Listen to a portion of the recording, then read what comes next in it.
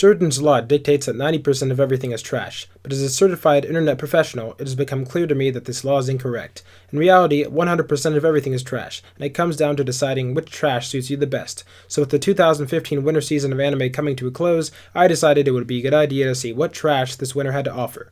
But before that, let me give 3 disclaimers. First, this video contains my opinions and my opinions only. If you want to share your opinions, then there is a perfectly good comment section for you to do just that. Second, I have not seen everything from this season, so if your favorite show from this season isn't talked about, then that is probably why. Third, this video will contain spoilers, although I will give a spoiler warning for anything major. That warning will look a little something like this. With all that out of the way, let's dive into the winter season of anime 2015.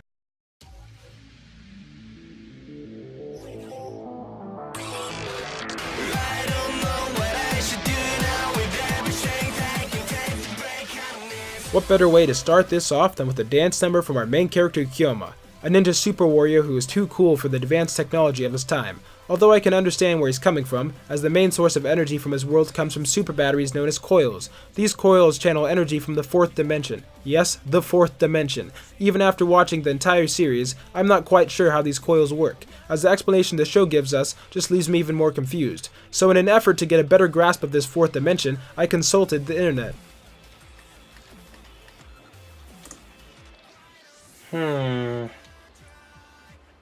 Somehow, this isn't helping.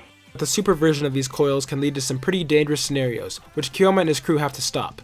With the badass main character and a dark, interesting premise, I came in with relatively high expectations. Although I wouldn't call the show bad, it fell flat for me when the show began to lose focus on the story it wanted to tell, and instead decided to delve into mini-arcs about characters that weren't as interesting or as fun to watch. Kyoma was the show's best asset as well as its biggest problem. The arcs that focused on Kyoma and his internal struggles as a character were where the show shined the brightest. It is just too bad the rest of the cast couldn't keep up. When a character is too good for the show he's placed in, the rest of the cast and the show just feel boring in comparison. On a happier note, do you like candy? Do you love candy? Do you love candy so much that you glued airheads to your wall so that you could simulate Willy Wonka's lickable wallpaper? Well then, Dagashi Kashi is the show for you. The show is about candy, plain and simple. The show could have what you would call an overarching story, but that isn't its selling point. The show is about the characters, not the story. So if the energetic Hotaru and her antics are something that appeals to you, then get ready for a sweet time. I'm sorry about that. In addition, Dagashi Kashi will teach you about one thing, and one thing only, and that is candy. You'll learn things about candy that you never knew before, or probably wanted to know. Dagashi Kashi showed me that candy is not only good for your health, but it also makes you more athletic, allowing you to throw objects at pinpoint accuracy and run faster than ever before. Hey, what are you doing? Get out of here, Tokyo Broadcasting. Keep running. I think we can outpace them. I think we managed to lose them. Hey, wait a minute. This isn't Dagashi Kashi. This is Prince of Stride. Sweet. I was excited for this show. Madhouse couldn't possibly do me wrong. I mean, just look at their track record. Even better, the show is about parkour. This show definitely won't be another sports anime made as yaoi bait for a female audience. I mean, just look at this parkour! Now then, let's check this out.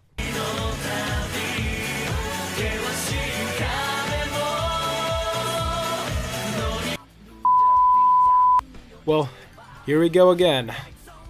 Although a show about parkour, striding, seems like an awesome idea, Prince of Stride focuses less on the entertaining parts of what would make this anime awesome, such as the high-paced, beautifully animated action scenes that are possible within a sport that requires so much dexterity as this, and instead focuses on melodramatic character arcs and slice-of-life filler episodes. So in turn, the most exciting moment in the show comes from the most awesome slow-motion high five in all of anime.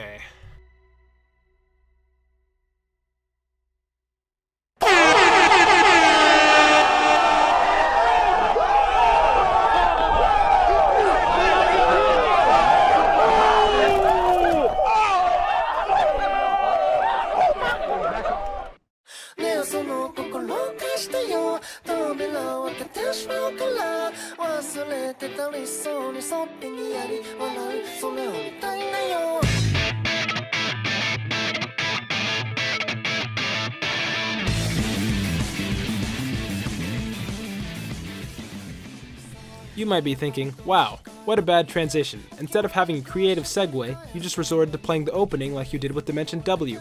To which I first respond with, coming up with transitions is harder than you'd think, so get off my back. And secondly, I just saved you the time of watching Divine Gate, as you just saw the only good thing the show has to offer. Divine Gate was nothing special to begin with. It was a show with a bland, boring cast, disorienting CG animation, and albeit a fairly interesting plot. And that is the last compliment you will hear me give the show, as all of what I just said was referring to the first few episodes of the show. After episode 6, this show takes its already confusing and unfocused plot and throws it into a centrifuge, resulting in some of the most edgy, poorly written writing I've ever seen. The show introduces so many different plot threads at the same time, all of which that make no sense, making it impossible to know what is going on. You know what? I'm done. This show has taken up too much of my time, and too much of yours already. Let's just move on. Initially, when reading the synopsis of Haito Gensou no Grimgar and seeing that A1 was the producer, I let out a sigh and skipped the show, as I was not interested in seeing another Sword Art Online Toshi aesthetic. Out of the curiosity, I decided to give the first episode a shot. I expected the usual A1 Pictures action light novel adaptation with an overpowered main character filled with a useless harem paired with blistering fast pacing. I will apologize this once A1, as you actually created a show that doesn't contain any of the aforementioned tropes. Haito Gensou no Grimgar's synopsis might sound the same as all the others, I am trapped in an MMO anime. Haito prioritizes the development of its characters over the story, and this leads to a show that has an interesting, relatable, and useful cast. With that said, there's one other thing that I feel is worth mentioning, and that is the music, more specifically, the insert songs. This was my experience when watching Haito.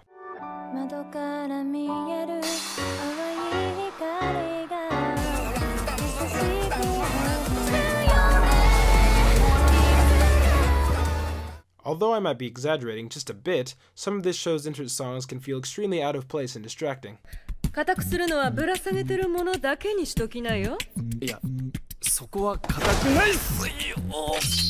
Speaking of music, Haruchika is a slice-of-life rom-com music show that not only brings laughs, but also manages to present the struggles of being an artist in a beautiful and entertaining way. Wait a minute. This is the wrong script. Sorry, that was the one for Norame Cantabile. That's better. What I meant to say is that Haruchika is what happens when a show can't decide what it wants to be, and so you end up with a show that has a weird mix of comedy, mystery, music, school, and romance with no sense of direction. This doesn't help when one of the two main characters is a boring Mary Sue that can do no wrong, and the other one is just there so that the first character can have a love triangle with their, drumroll please, teacher. This fact alone caused many to drop the show, but even this unique storyline didn't lead anywhere, making it feel out of place and unnecessary.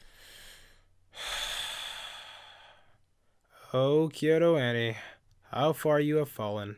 You refuse to give me a third season of Haruhi. You tease me with a show that has an interesting premise, and then you slap me in the face with this. But maybe Kyoto Annie isn't to blame, as the show was animated well and had a very good staff working behind it, in which case I'm just left to ask, why? Musaigen no Phantom World has taught me that no matter how many things a show is going for it, a bad source material can ruin everything. For those not in the know, Musaigen no Phantom World is about a world in which spiritual creatures known as phantoms exist, and these phantoms can be created from the spirits of inanimate objects. Humans have learned to coexist with phantoms for the most part, but there are some troublemaking phantoms that need to be put to rest because they are causing too much havoc. Don't be teased by the summary though, as instead of actually doing anything interesting with this concept, the show just uses it as an excuse to place our bland cast of characters into scenarios that have very little tension, as by the end of the episode the conflict will be resolved with no lasting impact. This makes all of the episodes feel very episodic and boring. When this is paired with the show's ridiculous and distracting fanservice, the show becomes practically unwatchable. Speaking of fanservice, I think it is worth mentioning that Prison School, a show that actually knows how to use its fanservice to benefit itself, had an OVA release this season that was so funny that the episode should have a choking hazard. Or at least I wish it did, as my lungs were not prepared. I don't recognize that phantom. Wait a minute, that's not a phantom. That is our friendly neighborhood Koro-sensei. Yes, Assassination Class returned with the second season of high school tentacle goodness, bringing us more references and unexpected cameos, such as my homeboy from Bobobo, and other characters newer anime fans probably wouldn't recognize. It also brought more beautiful English. But you don't even understand me, do you? More cross-dressing. More dangerous homework problems. And most importantly, more Koro-sensei. Although this season is only halfway over, I expect plenty more Assassination Classroom quality. In the meanwhile, I will wait to see if a group of high school students can be more competent than the Japanese military. While on the topic of Japanese military, Itami and his harem brought us another season of one-sided battles the anime, where the tension in the average action scene is comparable to that of a soggy noodle. Luckily, to spice things up this time around, A1 decided to temporarily buy the rights of the Fate series so that we could have some awesome cameos, such as Gilgamesh, and the Fate Stay Night's most popular character, the CG Dragon, leading to an action scene so intense that Toei Animation decided to put some of the budget they haven't been spending on Dragon Ball Super to have an elf perform a Kamehameha. On the bright side, the Dragon Ball Super anime has finally surpassed the movies, and we can get some new content. Wait, is Gohan going to become relevant again? すいません、父さん、やっぱりいけません。In the arms of the angel, fly away. In other news, Polygon Pictures managed to change the minds of all the anime world by making an anime completely out of CG that actually looks good. Hey, wait a minute, isn't this God Eater? I thought this was already finished. Oh well then, I guess this works too. God Eater returns after what I assume to be Ufotable's temporary dip into bankruptcy after firing all the treasurers at the production studio because they forgot they actually don't have an unlimited budget. Thankfully, the second part of God Eater managed to answer the question that was at the back of all of our minds in the first season. How do we kill all these Aragami if our God Eaters keep breaking? With a bigger God Eater, of course. No. Bigger. No. A God Eater so big and so overpowered that it can shoot lasers and make you transform into a Super Saiyan. Okay, there we go. I feel like I'm forgetting something. Oh yes, of course, Ajin. A show with a reaction so mixed that Polygon Pictures featured actual audience feedback within it.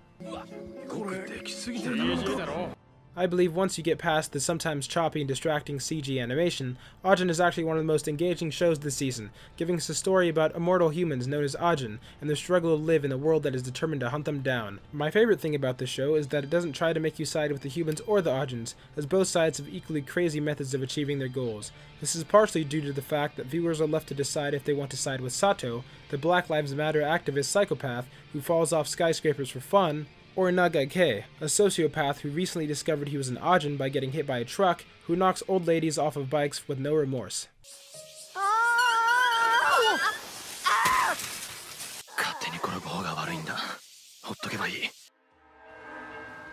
Do you hear that? I think it's the hype train! If you have somehow not heard about a race by now, then welcome to YouTube, as this is most likely the first time you've accessed the internet in a while, or you are an anime fan, in which case I'm not entirely sure why you're watching a video discussing the anime from winter of 2015. Erased became the surprise hit of this season, and it pretty much overshadowed every other show this season in terms of popularity. As I assume most people have heard of this by now, I will keep this synopsis very short. Erased follows the story of a 30-year-old manga artist with the power to go back in time with an ability known as reversal, that I assume was granted by this truck. Not only did Erased manage to be a great suspenseful thriller, but it also managed to do something that I've rarely seen before in the anime community, and that is not receive a hate backlash due to its hype. Well, that is until episode 10, when half the anime community simultaneously burst into a fit of rage, but I don't feel like diving into that spoiler territory. Chose a new start in life, and a real-life RPG. Oh no, here we go again. Well, it's that truck again. How many times is that thing going to grant some superpowers today? Wait, what? Well, this is the second time in one season that I've been slapped in the face with an original take on this genre. Whereas Haito differentiated itself from its genre by telling its story in a unique fashion, Kono Suba takes a role of a parody.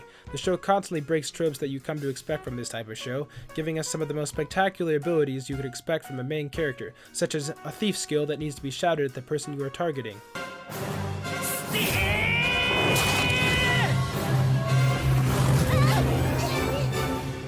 Although, I did appreciate the direction the show tried to take, at points the show forgot it was trying to be a parody, as it would fall back into the very tropes it was trying to make fun of. Even so, if you are looking for a show to turn your brain off and enjoy, then Kono Suba is the perfect show for you.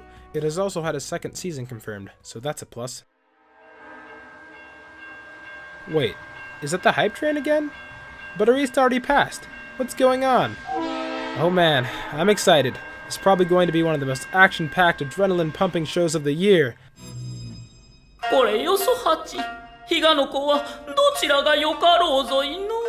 I sense your confusion. Well, let me introduce you to the most underrated anime of 2015, To be clear, I'm using underrated referring to its popularity, or lack thereof, I should say. Rakugo is a simple story about the lives of two friends who practice the art of Rakugo, a method of sit-down storytelling. Although this might initially sound boring, as it did to me when I first started the show, it is not. Well, at least to me. Rakugo is a character-driven show. It will not blow you away with its awesome action set pieces or complex storylines, but it will deliver some of the best writing and character development that I've seen from this season. Rakugo has so much heart put into it that I can't help but fall in love with every minute of it. I would find myself completely forgetting that I'm watching an anime and becoming entranced in the show's Rakugo performances. I know this show isn't for everybody, but I believe everyone should give it a shot at least, as it is my second favorite show from this season. What show managed to surpass all the other shows for me this season? Well, it's none other than Durarara. Durarara X2 Ketsu is the last and final season of Durarara, and I'm so glad I got to see the end of it. It always amazed me how a show can have such a giant cast of characters with so many simultaneous plot threads, while also managing to create a developed and lovable cast, and a plot that actually makes sense. As this is the final season of Durarara, and I would rather not accidentally spoil anything major for someone who decided to click on this part of the video by mistake, I will instead decide to inform those not in the know who best girl and best boy from Durarara are. Although the female cast has always been pretty crazy in Durarara, this was especially true in this season, as some catfights were so intense that the only thing that the fight was missing to be indistinguishable from Parasite was dubstep.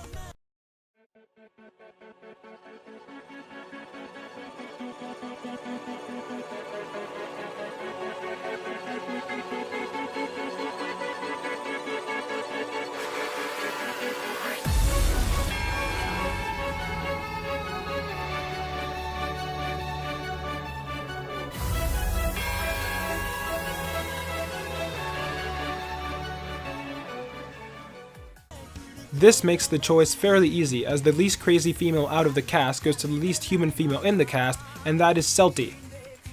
Oh, and best boy is objectively Shizuo, so come at me. Well, that about wraps up all my thoughts on the anime I saw from this season. This video will most likely be very long, so I will keep this brief. As I feel the need to repeat this, these are simply my opinions, except for Shizuo being best boy. That is a fact. Aside from that, please feel free to leave your opinions in the comment section below. Also, if this video was to your liking, please make sure to gently caress that subscribe button. I hear it is lonely. This has been the protagonist, and the plot demands that I leave. See you characters later.